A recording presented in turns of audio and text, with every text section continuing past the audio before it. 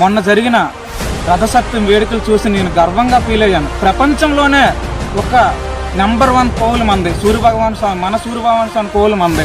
అలాంటిది ఇన్ని రోజులు ఎప్పుడు కూడా నేను ఇంత గుర్తింపు చూడలే, ఇంత గౌరవం చూడలే. ఈ రోజు చూశాను. నేను ఒక శ్రీకాకుళం వాసిగా గర్వపడుతున్నాను.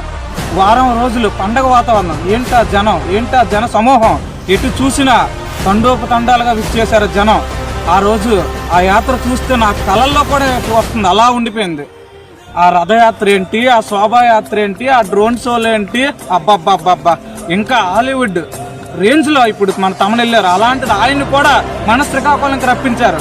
ఆయనతో ఆ షో ఏంటి, అస్సలు బుర్రపాడు అలా చేశారు. దీని అంతటికి సూర్యభగవానుడు ఆశీస్సులు ఎలా ఉన్నాయో అది నాకు తెలుసు. కానీ దీని అంతటికి కారణం ఎవరు? మన ఎమ్మెల్యే గొండి శంకర్ గారు, మన సెంట్రల్ మినిస్టర్ గారు రామ్మోహన్ నాయుడు గారు, మన స్టేట్ మినిస్టర్ అర్జున్ నాయుడు గారు,